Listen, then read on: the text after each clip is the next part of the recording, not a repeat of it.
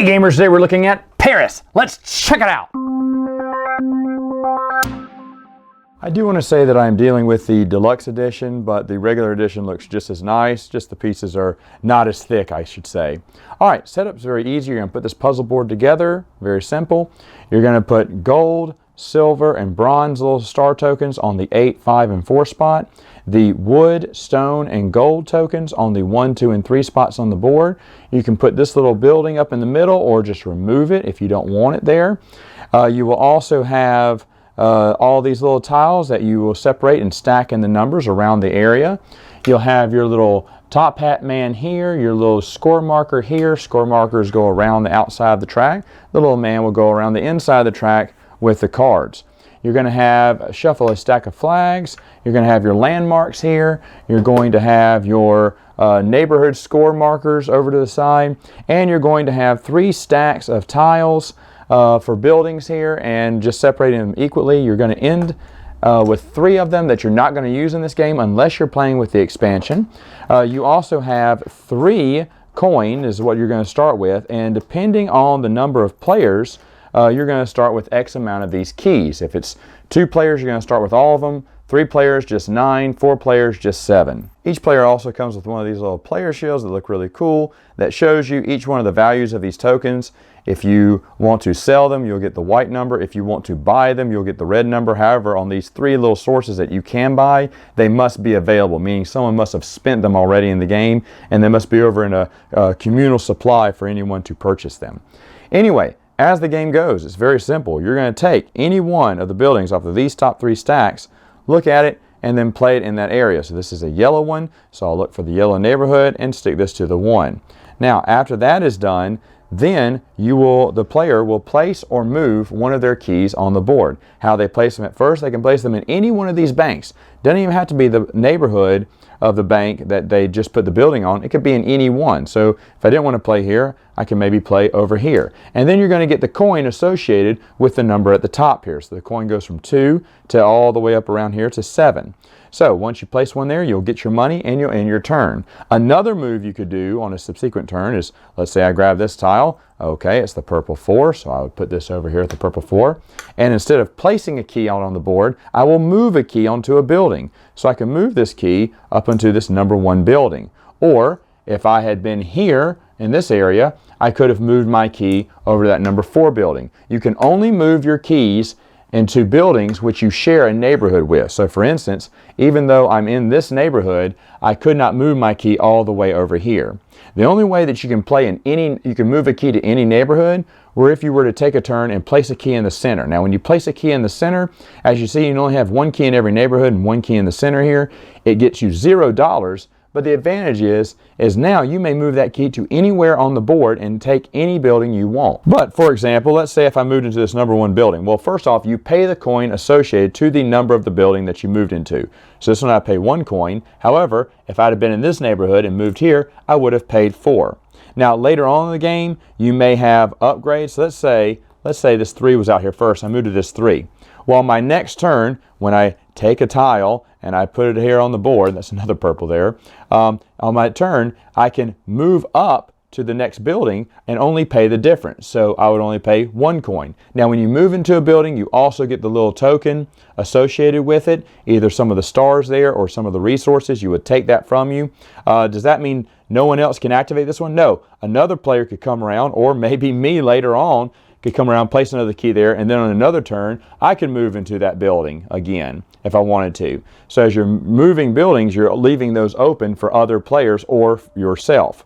Now, very important is, once you get a key of up to 4 keys in that area, either on the bank or in this area, and it could be any players, I mean, it could be multiple players, whoever placed that 4th key is going to place one of these little score tiles, and they can place it anywhere they want. They don't have to place it in the neighborhood that has the 4 scoring tiles, so maybe they put it over here. And this will basically tell you how many victory points that neighborhood will be for 1st, 2nd, or 3rd. Now another thing with these tiles is they give you rewards. Actually the 1, 2, and 3 do.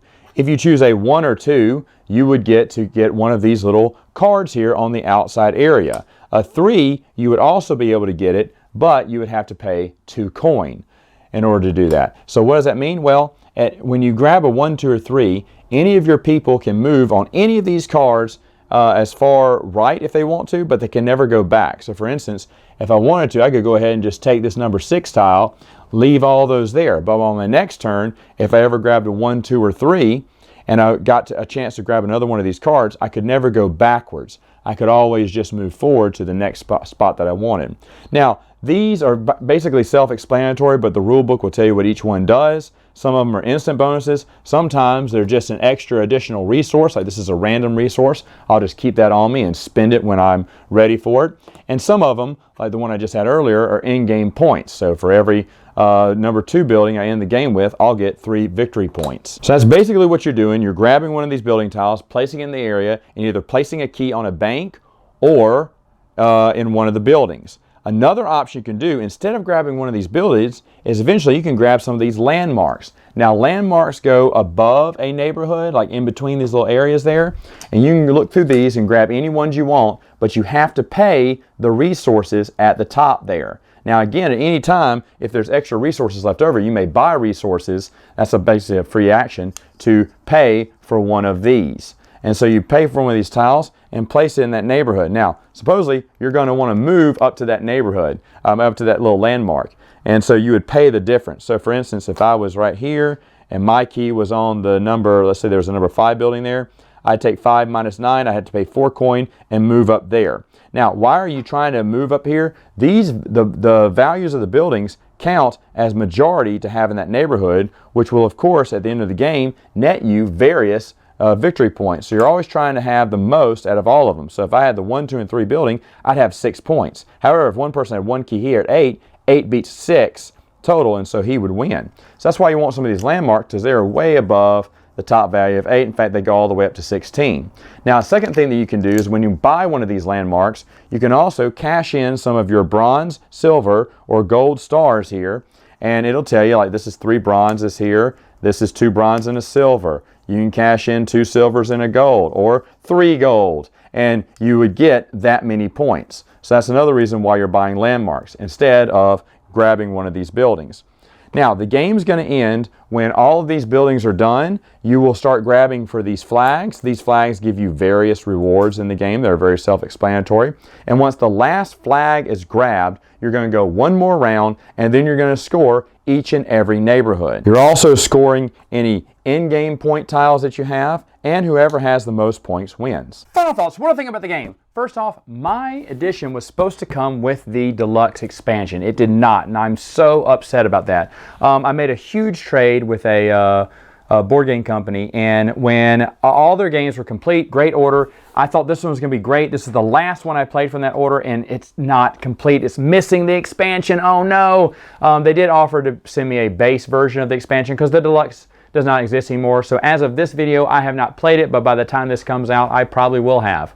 I think the expansion will add a lot more because it has special abilities that everyone starts with, and then putting a key in the center space, which gives you 0 points, would allow you to switch out and get a different rewards card, which I like that because in the games we've played so far, without the expansion, there is a reason to go in the middle because that way you can jump to any building automatically. If you're not in that neighborhood, you want to move to a different neighborhood from a different bank, you may, and place on that, get that money, but then that just takes an extra turn to get to that building you need. Where if you're in the middle, you can jump to any building immediately.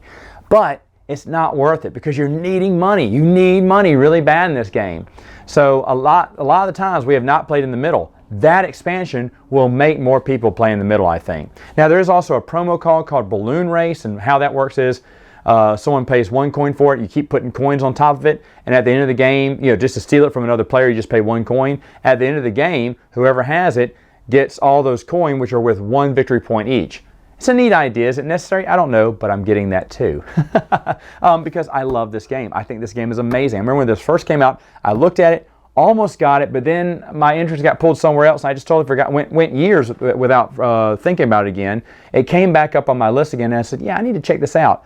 Ooh, excellent game. Very simple actions. Like I said, simple actions, but very important decisions, very strategic. This, folks, is a keeper. Is it a top 100? Not yet, but when it gets to the expansion, it may be. All right, gamers, that's it for now. Until next time, game on!